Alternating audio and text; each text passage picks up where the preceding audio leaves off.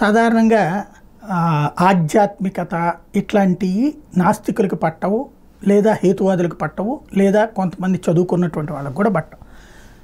కానీ ఈ సైన్స్ని విజ్ఞానాన్ని కలిపి ముడిపెట్టి చదివితే అద్భుతం. మనం పురాతన కాలంలోనే శాస్త్రంలోనే సైన్స్ ఉందని చెప్తారు.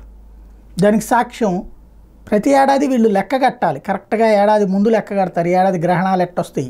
ఇది కూడా ఎప్పుడు పంచాంగం లాస్ట్ ఇయరే పంచాంగం రాసేస్తారు. అసలు పంచాంగం 4-5 ఏళ్ల పంచాంగాలు రాసిన వాళ్ళు కూడా ఉన్నారు. వాటిట్లలోయే చివరికి సైంటిస్టులు కనిపెడుతున్నటువంటి పరిస్థితి ఉంది. ఇప్పుడు తాజాగా చూస్తే కొత్త సంవత్సరం మొత్తం 4 గ్రహణాలు ఏర్పడతాయట. వాటిలో ఒక్కటి మాత్రమే భారతదేశంలో కనిపిస్తుందట.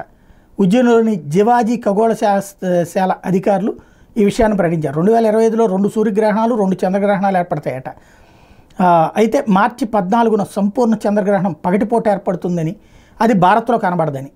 మార్చి 29న ఏర్పడే పాక్షిక సూర్యగ్రహణం కూడా భారత్లో కనబడదు. సెప్టెంబర్లో మాత్రం వచ్చేడాది సెప్టెంబర్ 7-8 తేదీల్లో ఏర్పడే సంపూర్ణ చంద్రగ్రహణం ఒక్కటే భారత్లో కనిపిస్తుంది.